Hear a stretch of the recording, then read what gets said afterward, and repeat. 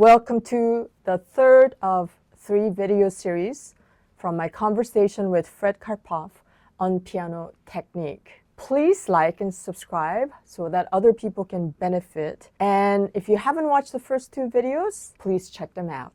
If we just talked briefly about the vibrato technique, what is that? Because people, it sounds exotic, sounds like it's a string player, sounds like it's a vocalist, and in fact, it's a vibratory motion that's originated from your whole body, at least your upper arm, but really I feel it in my back as well. And that is when you're, you can see me moving in this way, but you can try this, anybody watching this can try this by knocking, and try knocking, and just do 3 knocks first, and just see how do you knock. Do you knock like this? A lot of people do. Yeah. And when you do this, but imagine if you had to play the piano like this, it would be the short track, the fast track to tendonitis. So instead of that, think about if you actually imagine I think it's easier to probably imagine yourself moving toward a door. Imagine you're about to go to somebody's door, you're going to knock on it, but you're still walking. And so just as you come up, you go rap, rap, rap. And so as you do that, you're getting the momentum of your whole body in this case. And you feel how the 3 knocks come as a result of this, what I call a vibratory motion. You can see me pulling my upper arm here, as opposed to isolating it right here, which is how so many people do knock. So if your whole body is included, you get the others for free. Well, why is this important at the piano? Well, because it's foundational for really all, except for arpeggios, the advanced elements of piano technique. So that includes repeated chords and octaves, tremolos and trills.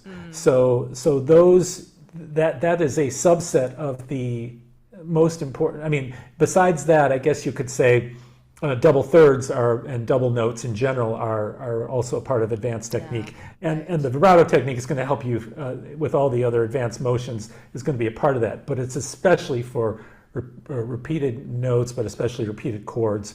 There are times that we have repeated single notes that need to be played with 1 finger as opposed to repeated fingers, which is also a topic by itself, because so many times editors will write repeated note fingering as alternating fingering, 3-2-1 or 4-3-2-1, 4-3-2-1, when it's not necessary.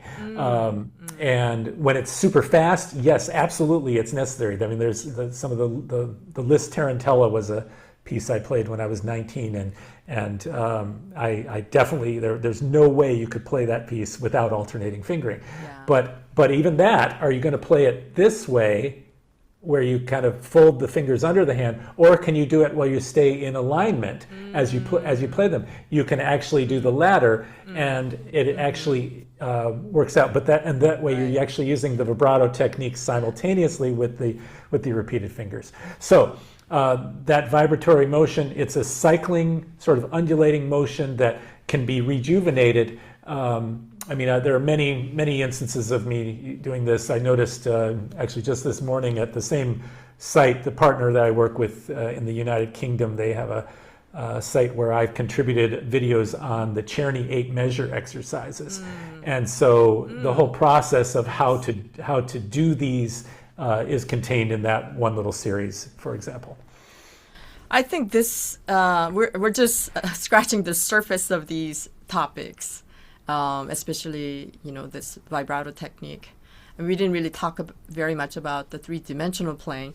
Just when I heard that concept, I was like, oh yeah, I played piano all my life.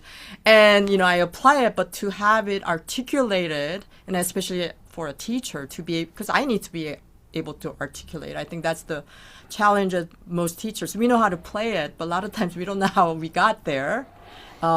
If we are using healthy technique. And many times we don't use the healthy technique, the good technique. So I know we're just scratching the surface, but I know it's quite late there in Portugal.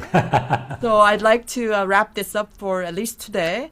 But please give us some directions. If people would like to find you, find your courses, can you tell us what's available? And then I will also put it in our description in our YouTube channel. Yeah, I mean, my main site is entradapiano.com, though I have to say that I don't have my new course URL memorized, so I'll have to give that to you in the description. Okay. And but it is called Mastering Intermediate Technique.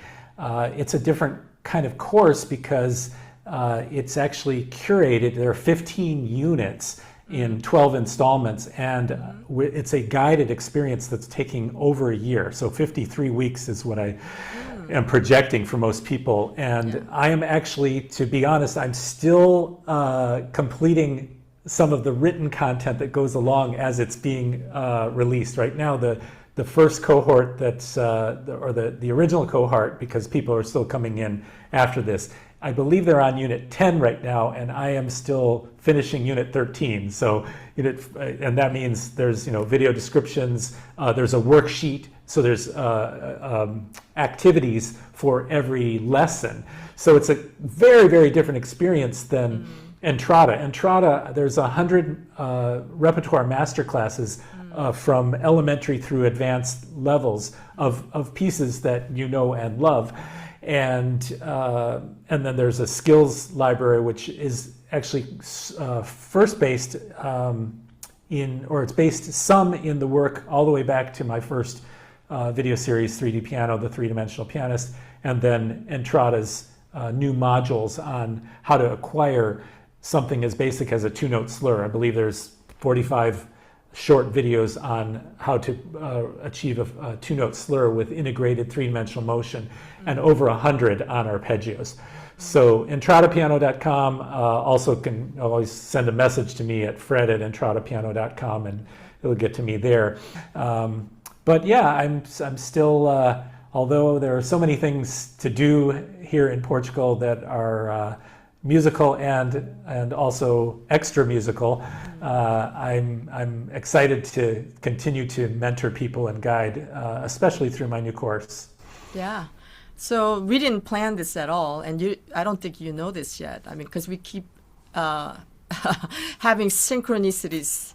I am finishing my second big course called Piano Mastery Intermediate.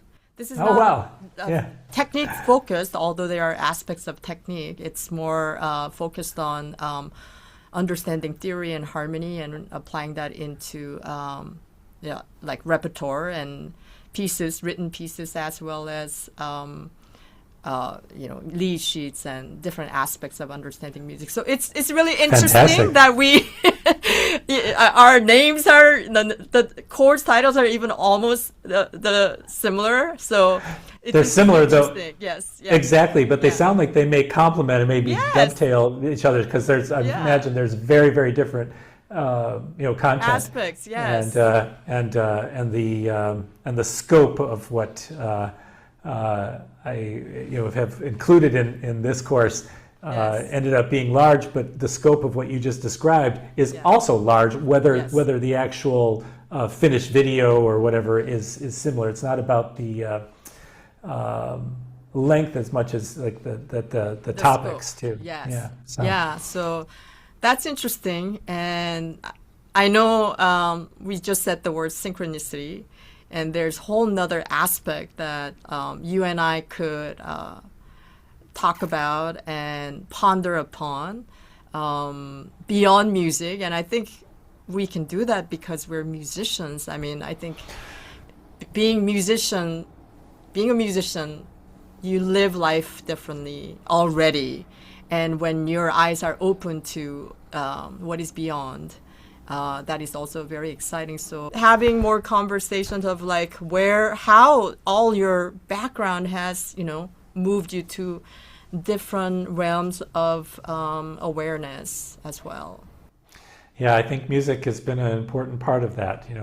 As I mentioned, quantum physics is something that I think they somehow, when I said they, I mean, who are they? That whoever set up our our thought about education, Yeah. that the idea that quantum physics was something that only maybe 5 geniuses on the planet could understand. That's nonsense. It's actually something that I believe everyone should be taught, and we should learn about the double slit experiment and other things. It's just anybody watching this, do not be intimidated by it. Don't let anybody discourage you from that. It's actually, it opens up a whole other world. And to think about, especially with vibration, we know that everything is vibrating. Everything is frequency. We forgot that sometime after 11th grade physics, when it was maybe just said once or twice, and we got stuck on liquid, solid, and gas, and other Newtonian principles, which don't tell the whole picture. And music is certainly at the center of something like that with frequency. It truly is healing and has the ability to be life transforming. Thank you, Fred. Pleasure. Glad to be able to spend some time with you.